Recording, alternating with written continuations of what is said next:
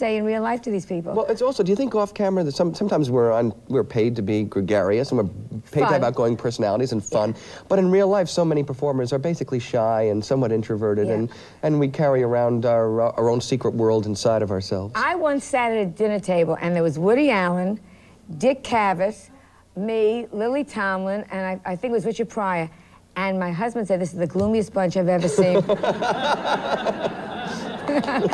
Because a lot of times you do it when you're performing, you know. That's why I say everything I think on camera, you know.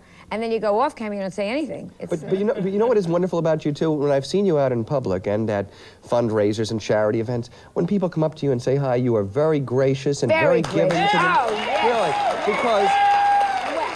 And I must say, there are some people who you see on television who you think are so wonderful and giving. Name names. I want a name. I'll give you a name. What the heck? I'll give you a name. Give us a name. Now, this guy I really respect, and I really think that he's very funny and he's quick.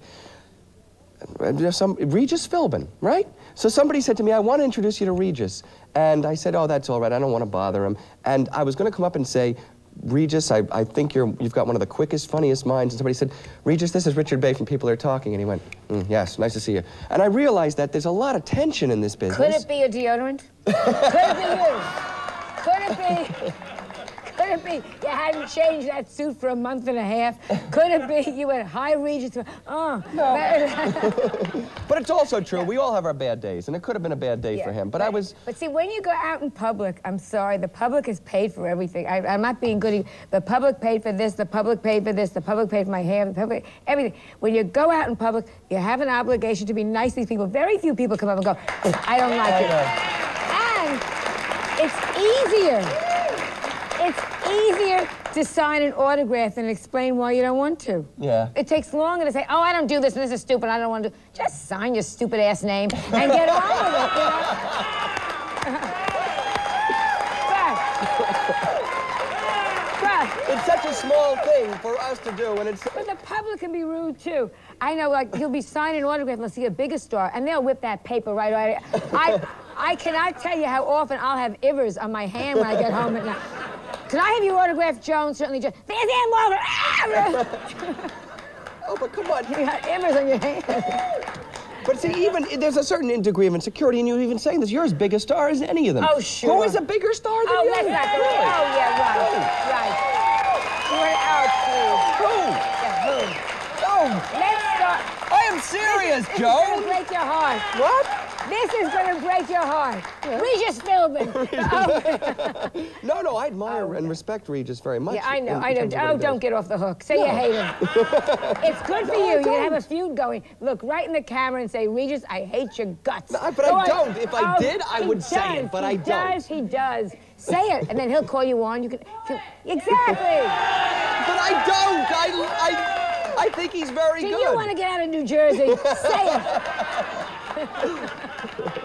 Do you want to work over in the RCA building? Excuse me, the GE building. The GE building. Nobody gives a shit. No, I mean, you know, we don't have a delay on this show. It's fine. The fuss. What are we going to rename the building? Who cares? I was going to say, and I have to do this right now, I was going to say, can we cough? Because I'm... Oh. Thanks, yeah, let's get these germs over on this side. Let me ask you something, though. Yes, In terms of what you went through at Fox, and that was very public knowledge to a lot of people. To be fired at that age, But, yes. but Fired. Everybody coming in and saying you should do this and you should do that, and everybody trying to take some control of it. You're going to have a... Yeah, but let me explain to you.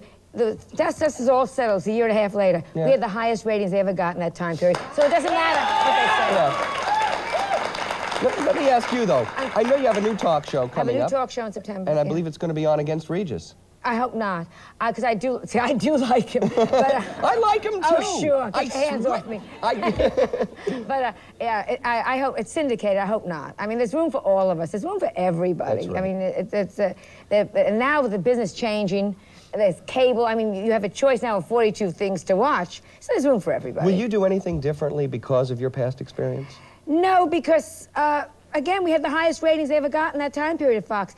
They were wrong. They panicked. They got rid of us too early, and they thought, oh, we'll get new, hip, now, today. And the numbers went just like that to the end. And the same thing, they fired Arsenio, who got the second best to me. I know. And so then they tried to get him back. And they tried to get me back, too. Yeah. And they tried to get us all. And it was too late. So, no, I'll do what you can. I'm in the business 24 years, good or bad. A lot of people don't like me. Some people do like me. I'm still here. So I'm going to do what I always do. Those that want to watch me, watch me. Those that want to watch me, don't watch me.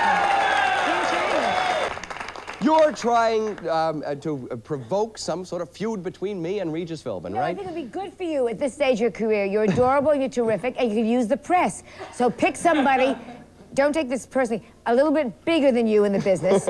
If you take somebody smaller than you, that's stupid. Go for a biggie like Regis and say, I challenge you, and you'll get into the press, and they'll all watch you, and you'll be very rich. Absolutely.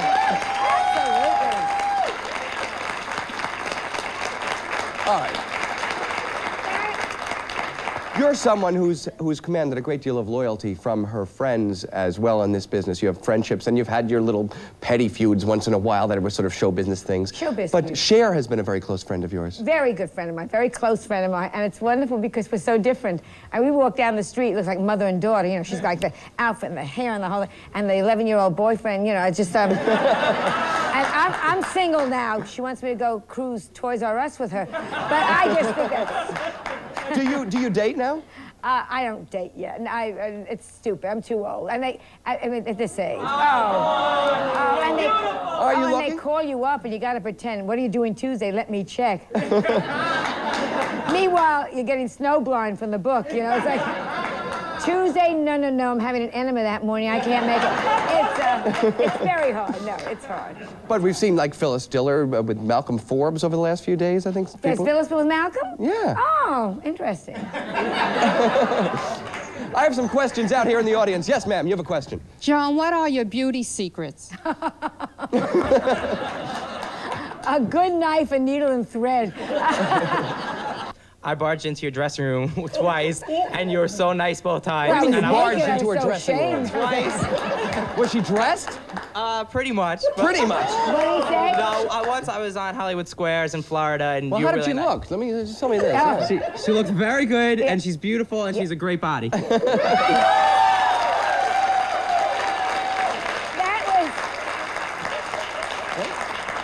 was John Davidson's dressing room.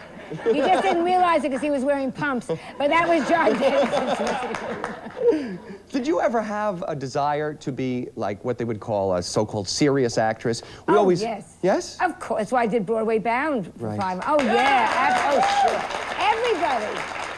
And didn't you start out wanting to be an actor? I started out wanting to be an actor. I still consider myself an actress. That you go, our business, whatever door opens, go through it. Don't be a fool, you know. I went to Yale Drama School. I was an actor originally. So there's your answer. Yeah. And I was an actress. Somebody left the door open here at Channel 9, and I walked in, and next thing I knew, I was on the set. But if you went to Yale, that means you're a good actor, because they take very few.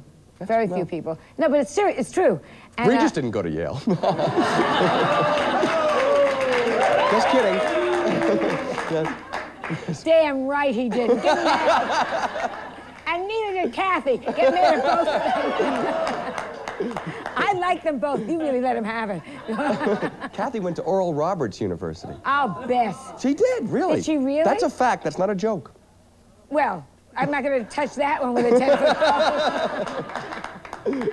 Well, God bless her for that. That's good. That's good. But you went to a wonderful school as well. I went to Barnard, who's having his 100th anniversary at Carnegie Hall, February 7th. I was the first graduating class.